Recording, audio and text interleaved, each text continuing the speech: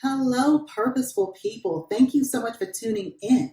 If you are new here, hello. My name is Torrie. I am a redeemed daughter of Christ, a theology student, writer, speaker, podcaster, and photographer. I am a happily married wife of 20 years to my beloved and mother to our two sons. On this channel, you will find Mindset Monday, where I will share inspirational nuggets with you that will hopefully shift your mind or get you thinking deeper. Workout Wine to Win Wednesday, I will be taking you outside with me on my workouts, whether I am biking, jogging, running, hiking, skating. I'm going to take you with me and share with you what God has given or laid on my heart through my meditation and my Bible study. And today, which is Fine Tune Friday, is going to be a culmination of or a summary of everything that has happened throughout the week. I also have a podcast, which is available on Tuesdays and Thursdays. You can subscribe to that as well on Apple iTunes, Spotify, and Google Play. Everything is on the website. Any way that you want to be able to reach me and to see what this ministry is doing is at ourgivenpurpose.com. Everything is there. Everything is there. This is going to be a little bit of a chatty video.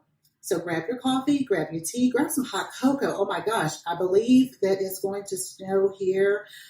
Today is Friday, December the 11th. I say December again. Today is Friday, January the 11th, 2019. I'm going to get this year and this month together. Also, thank you all to my new subscribers. Thank you all who have joined the Purposeful family. Thank you for sharing with me, for direct messaging, for emailing. Thank you all so very much for commenting. You can reach me at Torrie at ourgivenpurpose.com if you just want to, say hello, send a little prayer. However you want to reach me, I am reachable. I am reachable, and you are welcome to do so. Thank you so much for watching, and let's get into this video.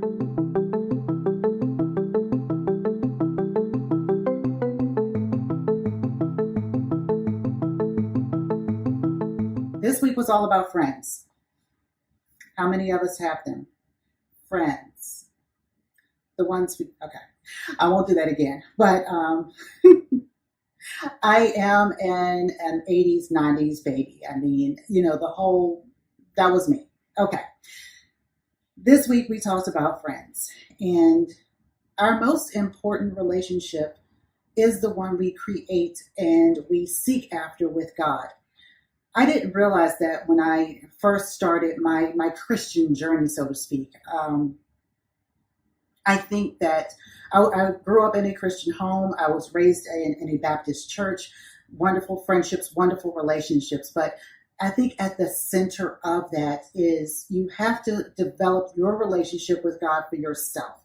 And somehow along the way, I think I kind of missed that, or I misinterpreted what or how I was supposed to look at God as far as who he was to me and what I was supposed to learn from and understand of him. Where I was fearful, I was respectful. I did not think of God as someone that I could just talk to about everything. I didn't feel that way. That has nothing to do with anyone else or them telling me that that's what that I couldn't do it. It's just that I did not completely understand that for myself. And I am grateful to be at this point in my life where I realize that that is exactly what I can do. I can sit here, I can talk to God, have a conversation, and legitimately feel as though he is speaking back to me. I think that God speaks to us in different ways, the ways that we know that it is definitely him. And I will just implore you, if you have not started reading the word yet, if you're not, in a Bible study, or you're not doing your own study, your own devotions, that I would really encourage you to start doing so, because that is how you will get to know who God is and how he talks to you. And I want to give a couple of, an example of that. I'm going to share a story from a young lady, a conversation I had this week. And she said that her come to Jesus moment as she realized she had been reading, she had been studying, And she says, okay, God, I don't get it. I don't hear you. I don't understand it. I don't know what it is I'm supposed to get from you. And, I paused and I said, yeah, I was on pins and needles waiting to hear how God answered her, because she was open and she was receptive and she was ready to receive what God, or how God was going to talk to her. She was crying out to him, not necessarily just from frustration, but also in pleading. She was pleading to God to have him talk to her. She desperately wanted to hear his voice above anything else. And I believe she's going to end up sharing her story on her own, but I'm not going to worry about actually telling you how that worked out for her, because I think that that's her testimony to share. But it is an example of how we can also come to God and plead and just be sincere and say, we want to know you. How do we do that? Show me you. Show me, how do I understand what you're telling me? How do I know it's you over my own, my flesh, my own desires? How do I know that? Because I think that when we start thinking about God and we start thinking that God answers us in this specific way or in this specific um, environment, that we have to be at church, that we have to be on top of a mountain, that we have to be, um, like in prayer position, we have to be kneeling or something in order for God to speak to us. And that is true. I'm not taking that away, because that is absolutely true. God will speak to us in those places and in those postures. However, that's not the only way he will speak to us. And when we are aware and receptive, the word for this week is receptive. That means that you are able to, take it in, that you are at a point of wanting to listen, that you want to understand, that you want to grow in wisdom. And if you don't want to, if you feel like you know everything and you feel like, well, there's nothing you can teach me, then the reception is gone. It's bad reception. Bam. Okay. But when we are receptive, God will speak to us. And I share with her my story as well about how God talks to me. And it was a funny story, because one time that I believed that it was God speaking, and I still believe that it was, it freaked me out. I was like, what in the world just happened? And I said, okay, don't do that again. Wow, I was not afraid or anything, but it was just enough. It did get my attention. And I realized that the reason that I was so conflicted and just so on edge about it was it had nothing to do with God. It had everything to do with me. And although I was receptive, I was still pushing back and trying to tell God exactly how he needed to contact me, or how he needed to talk to me. Right? Okay. So my advice to you all would be, if you're not already reading on a regular basis, that you start. Start at the beginning. Get a great. I mean, there are so many Bible plans that you can find online. I will link some below, but there are several. I am doing the Bible in a year, the chronological Bible in a year. So a lot of what you're going to end up getting either on the podcast and even sometimes here is going to be evidence of that. I'm doing a few other studies as well, but that is what I do actually right before I go to bed.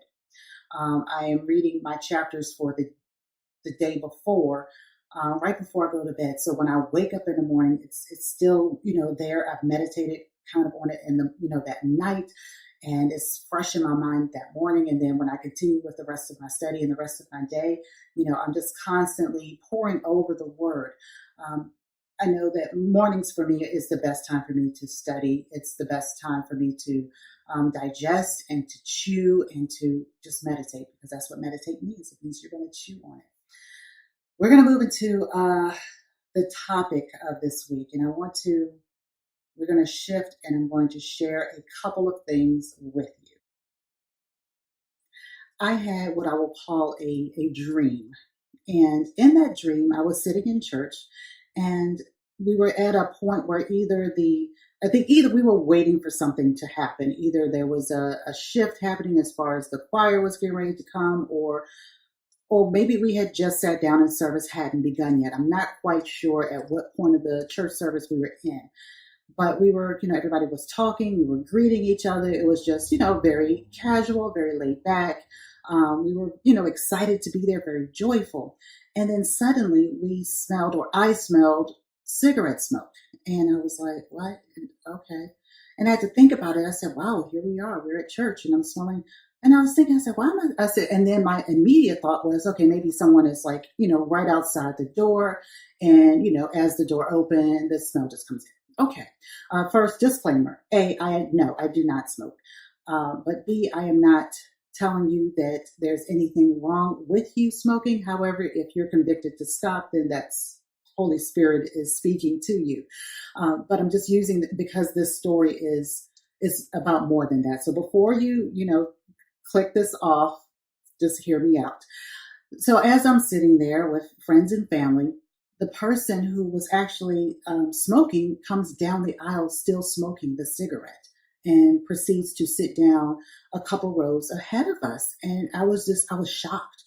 I said, wow, okay, how do you, wow. And then I was thinking to myself, my next thing was, where are you going to put that out at? Like that was my, that was my thought process. Like, wait a minute, forget the fact that you're actually smoking the cigarette, but now you're going to have to put it out somewhere. Where is that going to go? But needless to say, I wake up from this dream. And what was interesting was it had nothing to do with the cigarette smoke. It had more to do with what I'm bothered by. So I'm going to present to you or have you think, this is that, what kind of friend am I? Am I someone who will judge something and see someone doing something what I would consider out of place, and then that immediately I don't want to connect with that person because they have done something I felt was offensive. And yes, I believe smoking inside of a church is offensive. But then the argument could be made, well, what would be the difference in me smoking, inside versus right outside the building, especially if the smell is coming in anyway? And there's a lot of argument for that, but that's, again, off to the side. The point is what do we find offensive? If it's sin, if we find the sin offensive, then we are in line with God because we have become friends of God. We are followers of Him. We are aligning with Him in purpose. So we're going to dislike the offense because it is sin. However, that does not mean that we now disconnect ourselves from that person and we no longer want to have anything to do with them, because what we can do is sow a seed of love, of respect, of, why are you doing, to ask a question, to want to connect with them. Because I believe that anyone who does something like that or who would do something that you would find offensive in a place where it would be obvious that though that's not what you do, and they do it, that's a cry out for help. That is I need something. I actually need God, but I may need help finding Him. So when we get into those situations, when we see someone who may be acting out, and again, I'm not saying that cigarette smokers are acting out. That was the dream I had, and I'm just giving it to you. I just don't, I feel the direct messages. I'm not saying that. My point is that something that we may find offensive in a place where we don't think that behavior is respected. We don't find that if you're in this place, then you should have a respectful attitude going in. There are just certain things we don't do. And the question is, why don't we? I remember years ago seeing, I don't know if it was a movie or if it was like just the truth. Yeah, I don't know if it was a movie or just the truth, or if it was a TV show, but I want to say, and I will look this up after the fact, and if any of you know, jump in the comments, because I want to say that doctors used to smoke cigarettes like either before surgery or maybe even maybe during it, like in the hospital, it was not an issue. Let me know if you find something that supports what I'm thinking. Yeah, jump in there and let me know that, because I want to say that there's a truth to that, that it wasn't just in a movie, that had, those were some facts back in the day. But let me know in the comments. Moving ahead. How are we going to become God's friend? How do we regard him as a friend when, he's the creator of everything? And when we look at who we are in light of God, it's like we could never measure up. We are that friend. Another story, just to kind of tie that in and to get you thinking. Do you or have you ever been invited out by someone? Let's say, for instance, you and Bob are really good friends, and Bob has another friend, Cindy. I am picking random names, okay? And Bob thinks that you and Cindy would really, hit it off. He knows that you have a lot in common. So Bob introduces you to Cindy.